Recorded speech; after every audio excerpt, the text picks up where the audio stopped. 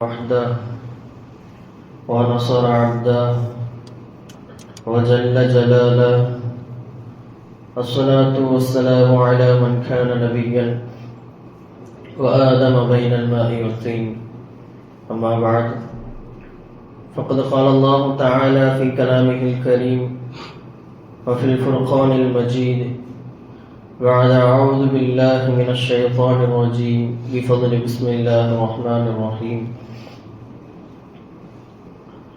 ولا يغتب بعضكم بعضا أيحب أحدكم أن يأكل لحم أخيه ميتا فكرهتموه. صدق الله العظيم وصدق رسوله النبي الكريم، ونحن على ذلك من الشاهدين والشاكرين، والحمد لله رب العالمين. وقال نبينا صلى الله عليه وسلم: ما من شيء أثقل في ميزان المؤمن يوم القيامة من حسن الخلق، وإن الله يبغض الفاحش البذيء، أو كما قال عليه الصلاة والسلام. புகழனைத்தும் நம்மை படைத்து பரிபாலித்து வருகிற ஏகவல்லோன் அல்லாஹ் ஒருவனுக்கே உரித்தாகுக. சாந்தியும் சமாதானமும் சர்தார் ஆலம் ரசூல் அக்ரம் ஸல்லல்லாஹு அலைஹி வஸல்லம் அவர்களின் மீதும், அவர்களை பின்பற்றி வாழ்ந்து மறைந்த உத்தம சத்திய சஹாபாக்கள், தாபிஈன்கள், தபா தாபிஈன்கள், நாதாக்கள், வலிமார்கள், குறிப்பாக நாம் நம்முடைய குடும்பத்தார்கள், உலக முஸ்லிமான ஆண் பெண் அனைவரின் மீதும் என்றென்றும் நின்று நிலவட்டுமாகுக. ஆமீன்.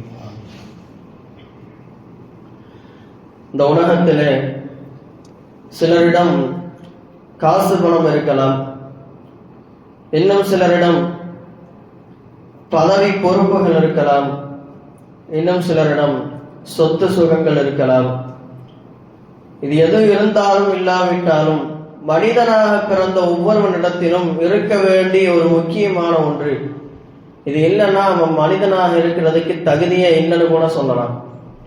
அப்படிப்பட்ட ஒரு மனிதனிடத்திலே, எல்லா மனிதனிடத்திலும் இருக்க வேண்டிய ஒரு முக்கியமான பண்பு நல்ல குணங்கள். நல்ல குணம் இல்லைன்னா அவன் மனிதனா இருக்கிறதுக்கு தகுதியே இல்லை.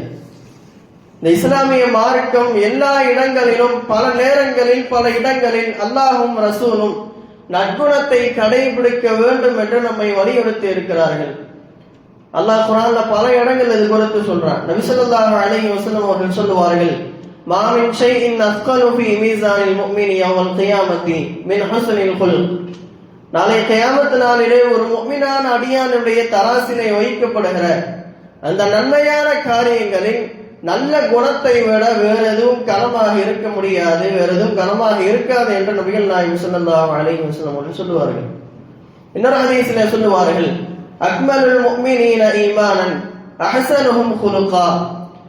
முஃமின்களிலேயே ஈமானால் பரிபூர்ணமானவர் யார் நல்ல குணத்தோடு இருக்கிறாரோ அவர்தான் என்று சொல்லுவார்.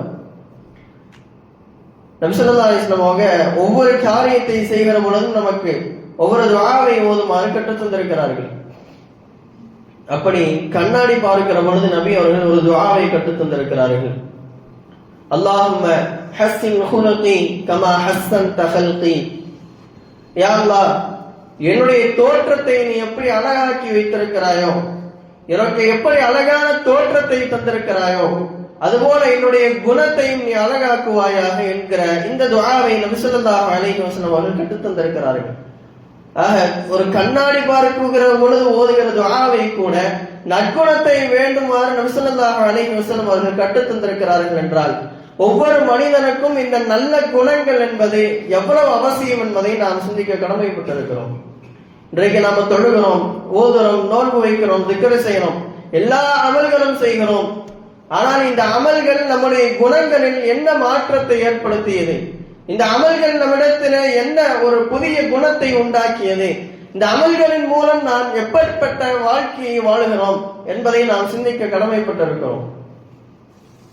எல்லா இடங்களிலும் மார்க்கம் நற்குணத்தை போதிக்கிறது. ஆனால் இன்றைக்கு நம்முடைய வாழ்க்கையில கிட்டத்தட்ட அதிகபட்சமா பார்த்தா எல்லாம் பொய், புறம், பித்தலாட்டம், விரோதம், குரோதம், பொறாமைன்னு சொல்லி இப்படி எல்லாம் ஒரு அருவருக்கத்தக்க குணங்களை நாம் வளர்த்து கொண்டு இப்படி இந்த மாதிரியான அருவருக்கத்தக்க குணங்களோட நாம் வாழ்ந்து கொண்டிருக்கிறோம். நம்மையே அறியாம நம்மளே போய் பேசுறோம், நம்மளே அறியாம அடுத்தவர்களின் மீது பொறாமை கொள்கிறோம். அது அப்படியே இயல்பா வந்துடுது. ரொம்ப ஃப்ளோவாவே போய் பேசுறோம். நம்ம எல்லா விஷயங்கள்லையும் அதாவது நம்ம நாடி பொய் சொல்றதுன்னு ஒண்ணு இருக்கு. பிளான் பண்ணி பொய் சொல்றது இல்லாம ஃப்ளோவாவே நமக்கு இப்பெல்லாம் பொய் வர ஆரம்பிச்சிருச்சு வாயில. இப்பதான் வீட்டுலதான் இருப்பாரு, எங்கேயாச்சும் போகும்பொழுது நம்பர் ஃபோன் பண்ணி கேட்டா இதோ வந்துகிட்டு இருக்கேன் அப்படின்பாரு. பொய். இப்படி மனுஷனுக்கு இன்னைக்கு ஃப்ளோவாவே வந்துருச்சு பொய். அப்ப அந்த அளவுக்கு ஒரு கெட்ட குணங்களோடு நாம் வாழ்ந்து கொண்டிருக்கிறோம். நாம் தொழுகிற தொழுகையும் நாம் ஓதுகிற குர்ஆனும் நமக்கு எல்லா இடங்களிலும் பல நேரங்களிலே நற்குணத்தோடு நடக்க வேண்டும் என்று போதிக்கிற அந்த குர்ஆனும் நம்முடைய வாழ்க்கையிலே நம்முடைய குணங்களிலே என்ன மாற்றத்தை ஏற்படுத்தி இருக்கிறது என்பதை நம்மை நாமே கேட்டுக்கொள்ள வேண்டும். அல்லாஹ் குர்ஆன்ல சொல்றான், இன்ன ஸலாத்த தன்ஹா அனில் ஃபஹ்ஷாஇ வல் முன்கர், நிச்சயமாக தொழுகை அருவருக்கத்தக்க காரியங்களை விட்டும் வெறுக்கத்தக்க காரியங்களை விட்டும் தடுக்கிறது என்று சொல்லுகிறான். இன்றைக்கு நம்மிலே பலருடைய தொழுகை நம்மை எந்த அளவிற்கு பாவமான காரியங்களிலிருந்தும் கெட்ட குணங்களிலிருந்தும் நம்மை தடுத்திருக்கிறது என்பதை நாம் சிந்திக்க வேண்டும். நாம் குர்ஆனை ஓதுகிறோம். அந்த குர்ஆனிலே அல்லாஹ் பல இடங்களில் நற்குணத்தை போதிக்கிறான். அந்த குர்ஆன் நம்முடைய குணங்களிலே நம்முடைய வாழ்க்கையிலே என்ன மாற்றத்தை ஏற்படுத்தி இருக்கிறது என்பதை நாம் சிந்திக்க வேண்டும். நம்முடைய வாழ்க்கையில பெரும்பகுதியாக இருக்கக்கூடிய கெட்ட குணங்கள், முதலாவது பொய். நபி ஸல்லல்லாஹு அலைஹி வஸல்லம் அவர்கள் சொல்லுவார்கள், ஆயத்துல் முனாஃபிகி ஸலாசுன், முனாஃபிகினுடைய அடையாளம் 3. அதுல முதலாவது அடையாளமாக சொன்னார்கள், இதா ஹத்தஸ கதப, வாயை திறந்தா பொய் மட்டும்தான் பேசுவான், வேற எதுவும் பேச மாட்டான். இதா துமின ஹான, ஏதாவது ஒரு பொருளை நம்பி ஒப்படைக்கப்பட்டால் அவன் மோசடி செய்து விடுவான். வைதா வாத அஹ்லஃப, ஏதாச்சும் ஒரு வாக்குறுதி கொடுத்தான் அப்படின்னு சொன்னா அந்த வாக்குறுதியை மீறி விடுவான், அந்த வாக்குறுதியை நிறைவேற்ற மாட்டான் என்று நபி ஸல்லல்லாஹு அலைஹி வஸல்லம் அவர்கள் சொல்லி இருக்கிறார்கள். இப்படி பொய்யை குறித்து ஏராளமான எச்சரிக்கைகள் ஹதீஸிலே குர்ஆனிலே வந்திருக்கிறது. ஆனா இன்றைக்கு நம்முடைய வாழ்க்கை பொய்யுடன் கலந்த வாழ்க்கையாக ஆகிவிட்டது. எல்லா நேரங்களிலும் நம்முடைய குடும்பத்தார்களோடு பேசினாலும் சரி, நம்முடைய நண்பர்களோடு பேசினாலும் சரி, நம்முடைய பொது வாழ்க்கையில், நம்முடைய வியாபாரத்தில், இப்படி எல்லா இடங்களிலும் பொய்யோடு கலந்துதான் நாம் வாழ்ந்து கொண்டிருக்கிறோம். பொய் இல்லாத இடமே இல்லை. யாராவது நான் 100% பொய் இல்லாம வியாபாரம் செய்யறேன்னு யாராவது சொல்ல முடியுமா? ஏக்கா நான் கடை வச்சிருக்கேன், 100% நான் எந்த பொய்யும் கஷ்டப்பட்டு சொல்லாம நான் வியாபாரம் செய்யறேன்னு யாராவது சொல்ல முடியுமா? அப்ப பொய் என்பது நம்முடைய வாழ்க்கையோடு இரண்டரை கலந்து விட்டது. ஹஜ்ரத் அப்துல்லாஹ் இப்னு முபாரக் ரஹ்மத்துல்லாஹி அலைஹி அவர்கள் ஒரு குதிரை ஒன்றை வாங்குறாங்க. வாங்கி அந்த குதிரையை வாங்கி கொஞ்ச நாளிலேயே அந்த குதிரையில ஏதோ ஒரு குறை ஏற்பட்டது, நோயோ ஏதோ ஒன்று வந்துடுது. சரி, இதுக்கு மேல இந்த குதிரையை வைக்க வேணாம், வித்துறலாம்னு சொல்லி அவன் விற்கிறதுக்காக வேண்டி ஆள் பார்த்துட்டு இருக்கும் பொழுது அப்போ ஒருத்தர் இந்த குதிரையை வாங்குறதுக்காண்டி வர்றாரு. அப்ப வருகிற பொழுது அப்துல்லாஹ் முபாரக் ரஹ்மத்துல்லாஹி அவங்க அவர்கிட்ட முதல்ல சொன்ன விஷயம், இந்த பாருப்பா, இந்த குதிரையில இந்த மாதிரி இந்த பிரச்சனை இருக்கு, அது வேற ஒண்ணு நான் பார்த்து வாங்கிக்கோன்னு சொல்லி அந்த மனிதர்கிட்ட சொல்றாங்க. அப்ப பக்கத்துல இருந்தவங்க கேட்டாங்க, அப்துல்லாஹ் முபாரக்கே, நீங்க வாங்கி வச்சுட்டு பேசாம இருந்தா அவர் வாட்டுக்கு வாங்கிட்டு போயிருப்பாரு. அவரே அந்த இந்த மாதிரி காயம் இருக்கிறத அவர் கவனிக்கல. நீங்க பேசாம இருந்திருந்தாலே அவர் வாங்கிட்டு போயிருப்பாரு. சும்மா இருக்கிறவர் வலிய போய் வாயை கொடுத்து இந்த மாதிரி என் குதிரையில குறை இருக்குன்னு சொன்னீங்கன்னா இப்படி கஸ்டமர் உங்ககிட்ட இந்த குதிரையை வாங்கிட்டு போவாங்கன்னு சொல்லி கேட்கிற பொழுது ஹஜ்ரத் அப்துல்லாஹ் முபாரக் ரஹ்மத்துல்லாஹி அழகா சொன்னாங்க, இன்னைக்கு நான் பொய் சொல்லி இந்த குதிரையை வித்துறலாம், அல்லது இந்த குதிரையில இருக்கிற இந்த குறையை நான் மறைத்து விட்டு விடலாம். ஆனால் இந்த குதிரையை வித்த பின்னாடி எனக்கு ராத்திரி எல்லாம் தூக்கம் இல்லாம நிம்மதி இல்லாம போயிடும். இப்படி ஒரு மனிதர்கிட்ட இந்த குதிரையில இருந்த குறைய மறைச்சு வித்துட்டோம் அல்லது பொய் சொல்லி வித்துட்டோமே, நாளை பின்ன அந்த மனிதர் தூக்கிட்டு வந்தா அந்த குதிரையில இந்த மாதிரி இருக்குது அப்படின்னு சொல்லி தூக்கிட்டு வந்தா என்ன பண்ணுவோம்? நம்ம கடையில கஸ்டமர் பொருள் வாங்கிட்டு போறாங்க, போய் ஒரு 2 நாள் கழிச்சு திரும்பி வர்றாங்க, இந்த மாதிரி பொருள்ல இப்படி இருக்கு, டேமேஜா இருக்குன்னு சொன்னா நம்ம ஏத்துக்குவோமா? அதெல்லாம் கடையை விட்டு பொருள் வெளியே போயிட்டா கடைக்கும் பொருளுக்கும் சம்பந்தம் இல்லைன்னு சொல்லிடுவோம். அப்ப பொய் சொல்லிதான் நிறைய பேர் இன்றைக்கு வியாபாரம் செய்யறாங்க. அதெல்லாம் அப்படி இப்படின்னு சொல்லி 1க்கு 100 பொய்ய சொல்லி எப்படியாவது பொருளை கடையை விட்டு வெளியில தள்ளிடுறாங்க. அப்படி யாராச்சும் அந்த குறையை கண்டுபிடிச்சு வந்தாலும் கூட இதுக்கும் கடைக்கும் சம்மதம் இல்லை அப்படின்னு சொல்லி அவங்க என்ன ரிலீவ் ஆயிடுறாங்க. இதுக்கும் எங்களுக்கும் சம்மதம் இல்லை, நீங்க வாங்கிட்டு கடையை விட்டு வெளியே போயிட்டீங்கன்னு சொல்லி. ஆனால் அப்துல்லா இப்னு முபாரக் ரஹ்மத்துல்லாஹி அவங்க சொன்னாங்க, இவர்கிட்ட நான் பொய்யை சொல்லி இந்த குதிரையில் இருக்கிற குறையை மறைத்து நான் இன்றைக்கு விட்டு விடலாம், ஆனால் காலம் முழுக்க அதனுடைய மனதிலே உறுத்தி கொண்டே இருக்கும். அதுக்கு பதிலாக நான் இந்த மாதிரி இப்படி குறை இருக்குன்னு சொல்லி அதையும் அவர் பரவாயில்லன்னு சொல்லி வாங்கிட்டு போயிட்டாருன்னா எனக்கு காலம் முழுக்க ஒரு திருப்தி. நான் ஒரு மனிதரை ஏமாற்றாமல் வியாபாரம் செய்து விட்டேன், அந்த மனிதர் பொருத்தத்தோடு இந்த பொருளை வாங்கி சென்று விட்டார் அப்படிங்கிற அந்த திருப்தி என்னுடைய மனசுல காலம் முழுக்க இருக்கும். இல்லன்னா காலம் முழுக்க இப்படி செஞ்சுட்டோமேன்னு சொல்லி நான் வருத்தப்பட்டு கொண்டே இருக்க வேண்டும் என்பதாக அப்துல்லா இப்னு முபாரக் ரஹ்மத்துல்லாஹி அவர்கள் சொல்லியிருக்கிறார்கள். அப்ப நாம் வியாபாரம் செய்தாலும் சரி, குடும்பத்தார்களோடு பேசினாலும் சரி, அல்லது நண்பர்களோடு பேசினாலும் சரி, எல்லா நேரங்களிலும் நாம் உண்மையை கடைபிடிக்க வேண்டும். உண்மை இருந்தால் மட்டும்தான் பல நபர்களுக்கு உண்மையை பேசி நம்ம வைக்கும் பொழுது இந்த பொருள்ல இதுதான் இருக்கு அப்படிங்கிற அந்த பிரச்சனையெல்லாம் சொல்லி நாம் வியாபாரம் செய்கிற பொழுது அடுத்தடுத்து நம்மை தேடி கஸ்டமர் வருவான். பரவாயில்ல, இவர் இருக்கிறத சொல்லி விற்பனை செய்யறாரு, இருக்கிறத சொல்லி வியாபாரம் செய்யறான்னு சொல்லி நம்முடைய உண்மைக்கு கிடைக்கிற பரிசு அதுதான். பல நேரங்களில நமக்கு உண்மையை பேசுவதால் பல பிரச்சனைகளுக்கு நாம் ஆட்படலாம். நபி ஸல்லல்லாஹு அலைஹி வஸல்லம் அவர்கள் சொன்னார்கள், குலில் ஹக்க வலவ் கான முர்ரா, கசப்பாக இருந்தாலும் உண்மையை பேசுங்கள். சில நேரங்களிலே உண்மையை சொல்வதால் நமக்கு ஏதாவது பிரச்சனை வந்துடலாம். ஆனால் அந்த பிரச்சனைகளுக்கெல்லாம் பயப்படாமல் அந்த நேரத்துல உண்மையை சொல்லிட்டா அதோட முடிஞ்சிடும். பிரச்சனை வந்தாலும் அந்த நேரத்தோட முடிஞ்சிடும். ஆனால் பொய்யை சொல்லி அந்த நேரத்துல தப்பிச்சிடலாம், ஏதோ ஒரு இடத்துல போய் மாட்டிடும். ஒரு பொய் என்பது அது இன்னும் பல பொய்களை சொல்ல வைக்கும். அப்படி பல பொய்களை சொல்லி சொல்லி சொல்லி சொல்லி ஒரு கட்டத்துல நல்லா வசமா மாட்டிடுவாரு, அவரால் தப்பிக்கவே முடியாது. அந்த மாதிரி ஒரு சூழல்ல அவர் மாட்டிடுவார். ஆக நாம் எல்லா நேரங்களிலும் உண்மை பேச வேண்டும். உண்மை பேசுவது என்பது ஒரு நல்ல குணம். அந்த நல்ல குணத்தை நமக்குள் வளர்த்து கொள்ள வேண்டும். எல்லா இடங்களிலும் எவ்வளவு பெரிய பிரச்சனை வந்தாலும் சரி, நான் உண்மையை மட்டும்தான் பேசுவேன் என்கிற அந்த உறுதிமொழியை நாம் எடுத்துக்கொள்ள வேண்டும். இரண்டாவது, நம்மகிட்ட இருக்கிற ஒரு பெரிய கெட்ட குணம் புறம் பேசுவது. அல்லாஹ் தஆலா குர்ஆனிலே சொல்லுகிறான், வலா யக்தப் பஅதுகும் பஅதா, நீங்கள் உங்களில் சிலர் சிலரை பார்த்து புறம் பேச வேண்டாம். அயுஹிப்பு அஹதுக்கும் அன் யஅகுல லஹ்ம அஹீஹி மைத்தன் ஃபகரிஹ்துமூஹு, அப்படி நீங்கள் புறம் பேசினால் உங்களுடைய சகோதரனின் மாமிசத்தை நீங்கள் சாப்பிடுவதற்கு விருப்பப்படுகிறீர்களா என்று அல்லாஹ் கேட்கிறான். யாரை பார்த்து நாம் புறம் பேசுகிறோமோ அவருடைய மாமிசத்தை சாப்பிடுவதற்கு அது சமம் என்று அல்லாஹ் குர்ஆனிலே சொல்லுகிறான்.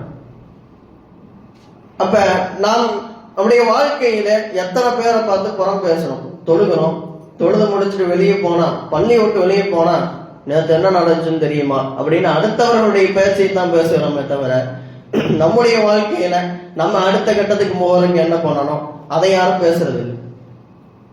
பள்ளி விட்டு வெளியே போனாலே டீ கடைக்கு போனா அடுத்தவர்களுடைய பேச்சு, அவன் என்ன பண்ணான்னு தெரியுமா, இவன் என்ன பண்ணான்னு தெரியுமான்னு சொல்லி நம்முடைய வாழ்க்கை முழுக்க எல்லா நேரங்களையும் அடுத்தவர்களை பற்றி மட்டுமே பேசிக்கொண்டே இருக்கிறோம், புறம் பேசிக்கொண்டே இருக்கிறோம். அடுத்தவருடைய குறையை ஆராய்ந்தால் அப்படியெல்லாம் அடுத்தவங்களை பத்தி குறை பேச சொல்லும்.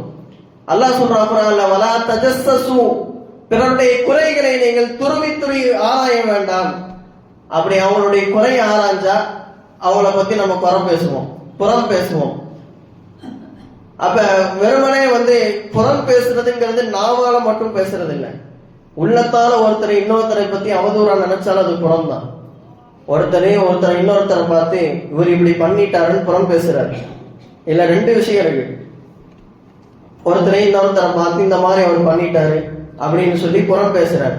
அது உண்மையாக இருந்தால் இவர் சொன்ன மாதிரி அவர் அந்த மாதிரி ஒரு தவறான செயலை செஞ்சிருக்கிறாரு அப்படின்னு சொன்னா இவர் அவரை பார்த்து புறம் பேசியதை போல ஆகும். உண்மையில அவர் அந்த மாதிரி எதுவும் செய்யல, இவரா ஒரு கதையை கட்டி விட்டு இருக்கிறார் அப்படின்னா அவரை பார்த்து இவர் இட்டு கட்டிய குற்றத்திற்கு ஆளாகி விடுவார். இப்படி நாவால் ஏற்படுகிற குற்றங்கள் மட்டுமே ஏராளமான குற்றங்கள் இருக்கிறது. அதை படிக்கணும்னா ஒரு வருஷத்துக்கு மேலே தேவைப்படும். இமாம் கஸ்ஸாலி ரஹ்மத்துல்லாஹி அவர்கள் தன்னுடைய நூலில் எழுதியிருக்கிறார்கள், ஆஃபத்துல் லிசான் என்று, நாவால் ஏற்படுகிற விபரீதங்கள் என்று ஒரு 23 ஆபத்துகள் ஏதோ எழுதியிருக்கிறாங்க. அது முழுசா படிச்சு முடிக்கிறேன்னு ஒரு 2 வருஷம் தேவைப்படும். அவ்வளவு விஷயங்கள் எழுதியிருக்கிறார்கள். இந்த நாவால் ஏற்படுகிற இந்த பிரச்சனைகள்ல ஒண்ணு பொய், 2வது புறம். நபிகள் நாயகம் ஸல்லல்லாஹு அலைஹி வஸல்லம் அவர்கள் மிஅராஜ் பயணத்திலே சொல்லுகிற பொழுது ஒரு கூட்டத்தாரை கடந்து செல்கிறார்கள். மரரத்து லைலத்தன் முஸ்ரிய பி அலா அக்வாமின், நான் மிஅராஜ் பயணம் சென்ற பொழுது ஒரு கூட்டத்தாரை கடந்து சென்றேன். யஹ்மிஷூன உஜூஹஹும் பி அலாஃபீரிஹிம், அவர்கள் தங்களுடைய நகங்களால் முகங்களை கீறி கிழித்துக் கொண்டிருந்தார்கள். அப்ப ஜிப்ரீல் நான் கேட்டேன், ஜிப்ரீல் மன் ஹாஉலா, ஜிப்ரீலே யார் இவங்கெல்லாம், இப்படி நகத்தை வச்சு முகத்தை எல்லாம் கீறி கிழிச்சு புரண்டிட்டு இருக்கிறாங்களே யார் இவங்கெல்லாம் சொல்லி நான் கேட்டேன். இவர்கள் தான் யகத்தாபூன நாஸ், உலகத்திலே வாழுகிற பொழுது பிற மக்களின் மாமிசத்தை சாப்பிட்டு வாழ்ந்தவர்கள், பிறரை குறித்து புறம் பேசியே வாழ்க்கையை ஓட்டியவர்கள், எல்லா நேரங்களிலும் எங்க போனாலும் பிற மக்களை குறித்து அவன் அப்படி பண்ணிட்டான் இப்படி பண்ணிட்டான்னு சொல்லி எல்லாரை குறித்தும் புறம் பேசிக் கொண்டே இருப்பார்கள். 2வது பிற மக்களுடைய மானத்திற்கு பங்கம் விளைவிக்கிறவர்கள் போல, பிற மக்களுடைய மானத்திற்கு களங்கம் விளைவிக்கும் பேச்சுக்களை இவர்கள் பேசிக்கொண்டே இருப்பார்கள். அதனால இவங்களுக்கு கியாமத் முழுக்க இந்த தண்டனை தான் சொல்லி ஹஜ்ரத் ஜிப்ரீல் அலைஹிஸ்ஸலாம் அவர்கள் சொல்லுவார்கள். இன்னொரு ஹதீஸிலே நபி ஸல்லல்லாஹு அலைஹி வஸல்லம் அவர்கள் சொல்லுவார்கள், அல் கீபத்து அஷத்து மினஸ் ஸினா, பிறரை குறித்து புறம் பேசுவது என்பது அது விபச்சாரத்தை விட பெரும் கொடிய பாவம். ஏன்னா இன்னர் ரஜுல கத் யஸனி வ யதூபுல்லாஹு, கத் யஸனி வ யதூபு ஃபயதூபுல்லாஹு அலைஹி, ஏன்னா ஒரு மனிதர் அவர் ஜினா செய்கிறார், விபச்சாரம் செய்கிறார், செஞ்சுட்டு அதை நினைத்து வருந்தி அல்லாஹ்விடத்திலே தௌபா செய்தால் ஃபயதூபுல்லாஹு அலைஹி, அல்லாஹ் அவரை மன்னிச்சிடுவான். ஆனால் ஒரு மனிதர் இன்னொரு மனிதரை பார்த்து புறம் பேசுகிறார் என்றால், யாரை பார்த்து இவர் புறம் பேசினாரோ அவர் மன்னிக்காதவரை அல்லாஹும் அவரை மன்னிக்க மாட்டார். அல்லாஹ் பாதுகாக்க வேண்டும். இந்த புறம் பேசுவதிலே இப்படி பல விஷயங்கள் இருக்கிறது. நபிகள் நாயகம் ஸல்லல்லாஹு அலைஹி வஸல்லம் அவருடைய காலத்துல 2 பெண்கள் நபி அவங்க எல்லாரையும் நோன்பு வைக்க சொல்லியிருந்தாங்க. ஒரு நாள்ல எல்லாரும் நோன்பு வச்சாங்க. அப்ப ஒருத்தர் ஓடி வந்து சொல்றாரு, இந்த மாதிரி 2 பெண்கள் மௌத்தா போற நிலைமையில இருக்கிறாங்க நோன்பு வச்சு அப்படின்னு சொன்ன உடனே அவங்கள கூட்டிட்டு வர சொல்றாங்க. கூட்டிட்டு வந்த உடனே அவங்கள பார்த்த உடனே நபி ஸல்லல்லாஹு அலைஹி வஸல்லம் ஒரு பாத்திரத்தை எடுத்து கையில கொடுத்து, இதுல 2 பேரும் வாந்தி எடுங்கன்னு சொன்னாங்க. அவங்க 2 பேரும் வாந்தி எடுத்தாங்க. அந்த பாத்திரத்திலே அவருடைய வாயிலிருந்து சதை துண்டுகள் விழுகிறது. அதை பார்த்த உடனே நபி ஸல்லல்லாஹு அலைஹி வஸல்லம் அவர்கள் சொன்னார்கள், இந்த 2 பெண்களும் காலையில் நோன்பு வைக்கிற பொழுது அல்லாஹ்வால் ஹலாலாக்கப்பட்ட ரிஸ்கை சாப்பிட்டு நோன்பு வைத்தார்கள். ஆனால் நோன்பு வைத்த பின்னால் பிறரை குறித்து புறம் பேசி மற்றவர்களின் இறைச்சியை சாப்பிட்டு இவர்களுடைய நோன்பை இவர்கள் முறித்து விட்டார்கள் என்பதாக நபி ஸல்லல்லாஹு அலைஹி வஸல்லம் அவர்கள் சொன்னார்கள். அதனால்தான் சில அறிஞர் பெருமக்கள் சொல்லுவார்கள், நோன்பு வச்சுட்டு புறம் பேசினா நோன்பு முறிஞ்சு போயிடும். அதே போல 2 பேர் பள்ளிக்கு வெளியில உட்காந்து பேசிக்கிட்டு இருக்கிறாங்க. அப்ப பேசிக்கிட்டே இருக்கும் பொழுது ஆணும் அல்லாத பெண்ணும் அல்லாத ஒருத்தர் இப்படி நடந்து போறாரு. அவரை பத்தி ஏதோ ஒண்ணு புறம் பேசுறாங்க. பேசிட்டு போய் தொழுகிறாங்க. தொழுது முடிச்ச பின்னாலே அவங்களை இந்த மாதிரி பேசிட்டோமே மனசுல உறுத்துது. நபி ஸல்லல்லாஹு அலைஹி வஸல்லம் போய் இந்த மாதிரி இப்படி ஆயிருச்சுன்னு சொன்ன உடனே நபி ஸல்லல்லாஹு அலைஹி வஸல்லம் சொன்னாங்க, போய் திரும்பி ஒன்று செஞ்சுட்டு நீங்க தொழுகையை திரும்பிட்டு வருங்கன்னு சொன்னாங்க. அப்ப புறம் பேசுவது என்பது நம்முடைய அமல்களுக்கே பங்கம் விளைவிக்கக்கூடிய ஒன்று, நம்முடைய அமல்களை பாழாக்கக்கூடிய ஒன்று. அதனால அறிஞர் பெருமக்கள் ஷாஃபி மதுஹப்ல ரொம்ப கடுமையா சொல்லுவாங்க, புறம் பேசினா நோம்பு முறிஞ்சு போயிடும் அப்படின்னு. ஆனா இன்னைக்கு நம்ம நோம்பு வச்சாலும் அதைத்தான் செய்யறோம், தொழுகைக்கு பள்ளிக்கு வந்தாலும் அதைதான் செய்யறோம். அப்ப என்னைக்குதான் இந்த கெட்ட குணங்களை விட்டும் நாம் தவிர்த்து கொள்வோம்? என்றைக்குதான் நமக்குள்ளே நல்ல குணங்களை நாம் வளர்த்துக் கொள்வோம்? மனிதனுடைய வாழ்க்கையில் இருக்கிற 3வது ஒரு பெரிய கெட்ட குணம் அல் ஹசது, பொறாமை. பிறரை பார்த்து பொறாமைப்படுவது. அவன் அப்படி இருக்கிறான், அல்லாஹ் ஒவ்வொருவருக்கும் ஒவ்வொரு நிர்ணயம் வைத்திருக்கிறான். இவர்களுக்கு வாழுகிற காலத்தில் எவ்வளவு சொத்து இருக்கும், எவ்வளவு சுகம் இருக்கும், எவ்வளவு காசு பணம் இருக்கும் என்று. ஆனால் இன்றைக்கு ஒருவர் மற்றவரை பார்த்து பொறாமைப்படுவது, அவன் கார் வச்சிருக்கிறான், பங்களா வச்சிருக்கிறான், அவன் தொழுகையோ வர்றதில்லை, நான் 5 நேரம் தொழுக போறேன், அல்லாஹ் எனக்கு ஒன்றும் கொடுக்கலையே, அவன் தான் வசதி வாய்ப்போட இருக்கிறான்னு சொல்லி அடுத்தவர்களை பார்த்து பொறாமைப்படுவது. இந்த பொறாமைப்படுறதுனால 2 விதமான பாதிப்புகள். ஒன்னு தீனில ஒரு பாதிப்பு வரும், 2வது துனியாவில் ஒரு பாதிப்பு. தீனில என்ன பாதிப்புன்னு சொன்னா, அல்லாஹ் ஒவ்வொருவருக்கும் இந்த மாதிரி அவன் தன்னுடைய ஞாபகங்களை, தன்னுடைய அருட்கொடைகளை பங்கு பிரித்து வைத்திருக்கிறான். இவங்களுக்கு இப்படி இப்படி கிடைக்கணும்னு சொல்லி. அப்ப அடுத்தவனுக்கு, அந்த மனிதருக்கு அல்லாஹ் என்ன ஞாபகத்தை அவன் நிர்ணயம் செய்து வைத்திருக்கிறானோ அந்த ஞாபகத்தை பார்த்து இவர் பொறாமைப்படுகிறார். 2வது துனியாவில் வரக்கூடிய அவருக்கு வரக்கூடிய ஆபத்து என்னன்னா, இந்த பொறாமைப்படுறதுனால அவர் எப்படி இருக்காரு, அப்படி இருக்காரு, அவ்வளவு காரு, அவ்வளவு பங்களா வச்சிருக்காருன்னு இவரு பொறாமப்பட்டு பட்டு பட்டு அவருடைய உள்ளத்துல என்ன ஆகும் அப்படின்னு சொன்னா, அது ஒரு கோபமாக மாறும். அவரால் என்ன சொல்றது, ஒரு மன உளைச்சலுக்கு உண்டாயிருவார்.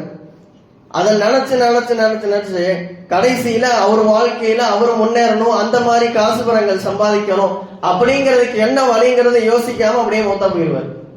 இது துனியாவில் அவருக்கு கிடைக்கிற தண்டனை. அவருடைய வாழ்க்கையை அடுத்தவங்களை பார்த்து பொறாமப்பட்டு கடைசி வரைக்கும் தன்னுடைய வாழ்க்கையை முன்னேற்றிக் கொள்வதற்கு என்ன செய்யணுங்கிறதே யோசிக்காம அவர் மொத்தா போயிடுவார். இது துனியாவில பொறாமைப்படுவதால் கிடைக்கிற தண்டனை. பொறாமை 2 வகையா இருக்கு. ஒண்ணு, பிறரிடத்துல இருக்கிற அந்த ஞாபகங்களை பார்த்து, அல்லாஹ் அவர்களுக்கு கொடுத்த அருட்குறைகளை பார்த்து பொறாமைப்பட்டு அது அவன்கிட்ட இருக்கக்கூடாது, அதே மாதிரி எனக்கு கிடைக்கணும், அவன்கிட்ட இருக்கக்கூடாதுன்னு சொல்லி நினைக்கிறது ஒண்ணு. 2வது, அல்லாஹ் மற்றவர்களை பார்த்து மற்றவர்கள் கொடுத்த அந்த அருட்கொடைகள் ஞாபகங்களின் மீது பொறாமை இருக்கும். ஆனா அதெல்லாம் அவங்ககிட்ட நீங்கணும், அவங்கள விட்டு போகணும்னு நினைக்க மாட்டார். அந்த மாதிரி எனக்கும் கிடைக்கணும்னு நினைப்பார். இது 2 வகையான பொறாமை.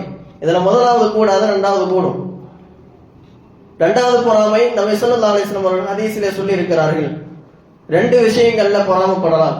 ஒண்ணு, அல்லாஹ் ரப்பல் ஆலமீன் ஒருத்தருக்கு மார்க்கத்தின் கல்வியை கொடுத்திருக்கிறான், அவர் அதன் மூலம் அமல் செய்கிறார், அதை பிறருக்கு கற்றுத்தருகிறார். அதே போன்ற மார்க்க கல்வி என்னிடத்தில் இருந்தால் நானும் பல மக்களுக்கு அதை கற்றுத்தருவேனே என்று அவர் ஆசைப்படுகிறார், பொறாமைப்படுகிறார். இந்த பொறாமை என்பது கூடும். 2வது, ஒரு மனிதனுக்கு அல்லாஹ் ரப்பல் ஆலமீன் செல்வத்தை கொடுத்திருக்கிறான், அவர் நிறைய தான தர்மங்கள் செய்கிறார், சதக்காக்களை செய்கிறார், அதே மாதிரி அல்லாஹ் எனக்கும் கொடுத்தா நானும் இந்த மாதிரி சதக்காக்கள் செய்வேன்னு சொல்லி அவர் பொறாமைப்படுறாரு. இந்த 2 வகையான பொறாமைகள் கூடும். இது அல்லாமல் மற்ற விஷயங்களிலே பொறாமை கொள்வது கூடாது என்பதாக நபி ஸல்லல்லாஹு அலைஹி வஸல்லம் அவர்கள் சொல்லி இருக்கிறார்கள். ஆனா இன்னைக்கு துனியாவுடைய விஷயங்கள்ல நம்ம நிறைய பொறாமைப்படுறோம். யாரும் அமல்களை பார்த்து பொறாமைப்படுவதில்லை. அவர் எப்படி தொழுகிறார், இப்படி நஃபிலான வணக்கங்கள் செய்கிறார், இப்படி நோன்பு வைக்கிறார், நானும் அதே போன்ற நோன்பு வைக்க வேண்டும், அந்த மாதிரி யாருக்கும் பொறாமை ஏற்படுவதில்லை. துனியாவுடைய விஷயத்துலதான் முழுக்க பொறாமை. இந்த பொறாமை அப்படிங்கறத ஒரு கட்டத்துல நம்மளை பல வெறி செயல்களை செய்வதற்கு உண்டான ஒரு ஆளாக நம்மை மாற்றிவிடும். ரொம்ப மோசமானது இந்த பொறாமை. சரி, அடுத்தவர்கள்ட்ட காசு பணம் இருக்கு, அதை பார்த்து பொறாமைப்படுறோம். சரி, ஒருவேளை அதே காசு பணம் அல்லாஹ் நமக்கு கொடுத்துட்டான், அந்த காசு பணத்தை வச்சு நம்ம என்ன செய்வோம்? அந்த மாதிரி நம்ம தான தர்மம் செய்வோமா? அல்லாஹ் நமக்கு செல்வத்தை கொடுத்த பின்னாலாச்சும் நம்ம தான தர்மம் செய்வோமா? கிடையாது. எப்படி நம்ம தான தர்மம் செய்ய போறதில்லை. நம்ம என்னதான் இங்க நின்று சதக்கா செஞ்சா அந்த நன்மை இந்த நன்மைன்னு நம்ம பேசினாலும், ஜும்மாக்கு முன்னாடி பக்கெட் வசூல் பண்ணுவாங்க தெரியுமா? அப்போ ஃபுல்லா சத்தம் பாத்தீங்கன்னா டொக்கு டொக்கு டொக்கு டொக்குன்னு வரும். எல்லாம் சில்லற காசு, 5 ரூபா 10 ரூபா. அல்லாஹ்வுடைய இல்லத்திற்காக வேண்டி ஒரு 50 ரூபாய் நம்மால் மனதார கொடுக்க முடியவில்லை என்றால், அப்ப நம்ம செல்வங்கள் கிடைத்து நம்ம என்ன செய்ய போறோம்? பள்ளிக்கு வர்றோம், பள்ளியில ஏசியில ஜம்முன்னு உட்கார்ந்து இருக்கோம், பள்ளியினுடைய ஃபேனை போடுறோம், பள்ளியினுடைய தண்ணியை நாம் பயன்படுத்துகிறோம். ஒரு நாளையினுடைய தீசரம் இருக்கும் 50 ரூபாய். இந்த 50 ரூபாயை கொடுப்பதற்கு நமக்கு மனசு இல்லை அப்படின்னா, நமக்கு செல்வம் கிடைத்து நம்ம என்ன செய்ய போறோம்? கொடுங்கள் பெருகும் என்று அல்லாஹ் ரப்பல் ஆலமீன் சொல்லுகிறான், நபி ஸல்லல்லாஹு அலைஹி வஸல்லம் அவர்கள் சொல்லுகிறார்கள். ஆனா நம்ம தான தர்மங்கள் செய்யறதே இல்லையே, அப்புறம் எதுக்கு நமக்கு செல்வம்? ஆக பிறரை பார்த்து இந்த 2 விஷயங்களை தவிர்த்து வேறு எதிலும் பொறாமை என்பது கூடாது. இந்த பொறாமை என்பது பல நேரங்களிலே பல குற்றச் செயல்களை செய்வதற்கு நம்மை ஆளாக்கிவிடும். இதற்கு ஒரு பெரிய எடுத்துக்காட்டு ஒரு 4-5 நாளைக்கு முன்னாடி நம்ம செய்திகள்ல கேள்விப்பட்டிருப்போம். ராமநாதபுரம் மாவட்டத்துல ஒரு பெண்ணு தன்னுடைய மாமனார் மாமியாரு தன்னுடைய நாத்தனாருடைய பிள்ளைங்க மேல அதிகமா பாசமா இருக்கிறாங்க. என் பிள்ளைங்க மேல பாசமா இல்லை அப்படின்னு சொல்லி நைட்டு தூங்கிட்டு இருக்கும் பொழுது ஒரு 5 வயசு குழந்தையை கொண்டு போய் கிணத்துல தள்ளி கொலை செஞ்சிருது அந்த பெண்ணு. அதுக்கப்புறமா காவல்துறையினர் விசாரிக்கும் பொழுது இந்த மாதிரி சொல்லுது, இந்த மாதிரி என் பிள்ளைங்க மேல என் மாமனார் மாமியார் பாசம் இல்லை, அவங்க மக பிள்ளைங்க மேல மட்டும் பாசமா இருக்கிறாங்க அப்படின்னு சொல்லி இந்த பொறாமையின் காரணமாக ஒரு 5 வயசு குழந்தையினுடைய உயிர் போயிருச்சு. பொறாமை என்பது மோசமானது.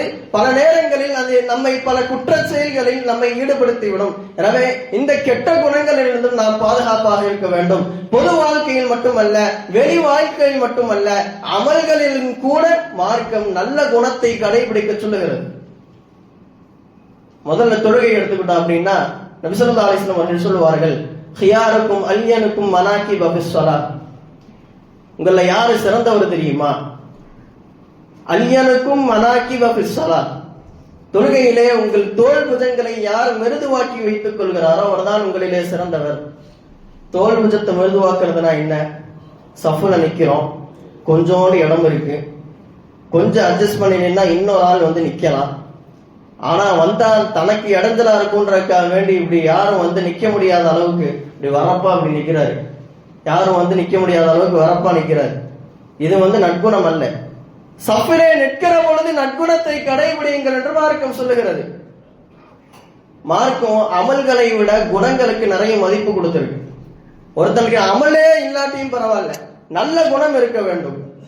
நபி ஸல்லல்லாஹு அலைஹி வஸல்லம் இடத்திலே கேட்கப்பட்டது, ஒரு பெண் அவள் நிறைய நஃபிலான தொழுகைகள் செய்கிறாள், நஃபிலான நோன்பு வைக்கிறாள், நிறைய சதக்காக்கள் செய்கிறாள்.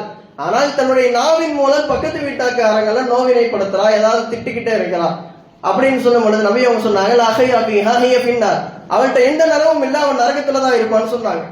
அதே இன்னொரு பெண்ணு அவன் நஃபிலான அமல்கள்லாம் எதுவும் செய்யறது இல்லை, கடமையான 5 நேர தொழுகையை தொழுகிறார், கடமையான ரமதானுடைய நோன்பு வைக்கிறார், ஏதோ தன்னால் முடிந்த பாலாடை கட்டிகளை அவள் சதக்கா செய்கிறாள். இந்த பெண்ணை ஆனால் தன்னால் யாருக்கும் எந்த நோவினையும் ஏற்படுவதில்லை. இந்த பெண்ணை கொடுத்து கேட்கிற பொழுது அந்த பெண் சொர்க்கத்திலே இருப்பாள் என்று நபி ஸல்லல்லாஹு அலைஹி வஸல்லம் அவர்கள் சொன்னார்கள். எவ்வளவு அமல் செய்கிறோம் என்பதை விட அந்த அமல்களில் நாம் எப்படி குணங்களை கடைபிடிக்கிறோம் என்பது முக்கியமான விஷயம். அடுத்து நோன்பை குறித்து நாம் பார்க்கிற பொழுது மார்க்கம் சொல்லுகிறது, நபி ஸல்லல்லாஹு அலைஹி வஸல்லம் அவர்கள் சொன்னார்கள்,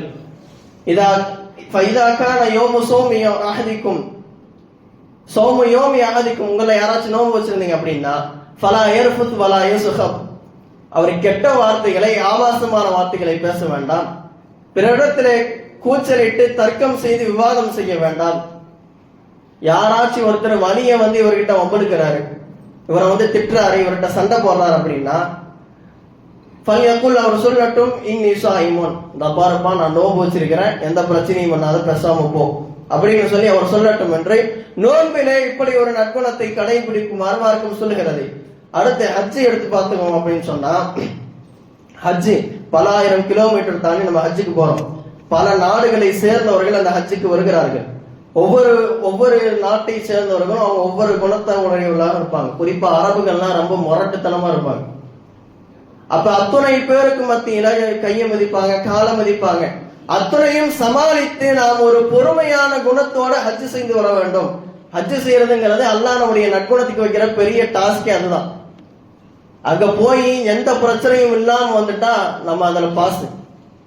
ஏன் அடுத்த நாட்டுக்காரங்களாம் வேணாம், இங்க இருந்து நம்ம கூட வராங்க டிராவல்ஸ்ல, அவங்களோட யார் கூடயுமே ஒருத்தர் சண்டை போடாம போயிட்டு வந்தார் அப்படின்னா அவர் அந்த டாஸ்க்ல பாஸ். ஏன்னா உமர் ரலியல்லாஹு அன்ஹு அவங்க சொல்லுவாங்க, அல்லது வேற ஏதோ ஒரு சஹாபி சொல்லுவாங்க, உனக்கு ஒருத்தரை பத்தி அவர் நல்லவரா கெட்டவரா, அவர் எப்படிப்பட்ட குணம் கொண்டவர் என்று தெரிய வேண்டுமா? நீ அவர்கிட்ட பேசியோ பழகியோ அதெல்லாம் தேவையில்லை. ஒரு நாள் அவர் கூட சஃபர் செஞ்சு போயிட்டு வா, பிரயாணம் செஞ்சு போயிட்டு வா, அவரை பத்தி உனக்கு எல்லா டீடைல்ஸும் தெரிஞ்சிடும். அவர் எப்படிப்பட்டவர், எப்படிப்பட்ட குணம் கொண்டவர் என்று உனக்கு எல்லாம் தெரிஞ்சிடும். ஏன்னா ஒரு மனிதர் சாதாரணமா இங்க இருக்கிற பொழுது அவருடைய குணங்கள் வேற, பிரயாணங்கள்ல செல்லுகிற பொழுது அவருடைய குணங்கள் வேறையாக மாறும். ஏன்னா பிரயாணத்துல ஒவ்வொரு வெயிலு, பிரயாணத்துல அந்த சஃபர் போகக்கூடிய டிராவல் டென்ஷனு, அதனால யாரு எது பேசுனாலும் கடுகடுன்னே பேசுவாங்க, எவ்வளவு பெரிய ஆளா இருந்தாலும் சரி. அப்போ ஒருத்தரை பத்தி தெரியணும்னா அவர்களோட நீ பிரயாணம் செய்து பார், அவர் எப்படிப்பட்டவர் என்று உனக்கு தெரியும் என்று உமர் ரலியல்லாஹு அன்ஹு அவர்கள் சொல்லுவார்கள். அப்படிப்பட்ட ஒரு பெரிய நீண்ட பிரயாணம் தான் ஹஜ்ஜி. பல ஆயிரம் கிலோமீட்டர் இங்கிருந்து தாண்டி போய் ஊரு பேர் தெரியாத இடத்துல இருந்து தங்கி சாப்பிட்டு ஒரு மாத காலம் அங்க இருந்துட்டு வர்றோம். அது வர்றதுங்கிறது அல்லாஹ் நம்முடைய நற்குணத்துக்கு வைக்கிற பெரிய பரீட்சை. எல்லா இடங்களிலும் மார்க்கம் இபாதத்துகளிலும் கூட நல்ல அமல்களை, நல்ல எண்ணங்களை, நல்ல குணங்களை கடைபிடிக்க வேண்டும் என்று மார்க்கம் சொல்லுகிறது. ஹஜ்ரத் இமாம் மாலிக் ரஹ்மத்துல்லாஹி அலைஹி அவர்கள் சொல்லுவார்கள், ஒரு மனிதன் அவன்கிட்ட எந்த இபாதத்துமே இல்லாட்டியும் சரி, நல்ல குணம் இருந்தது அப்படின்னா, இபாதத்து செய்த ஒரு நல்ல இடத்தை, நல்ல ஒரு அந்த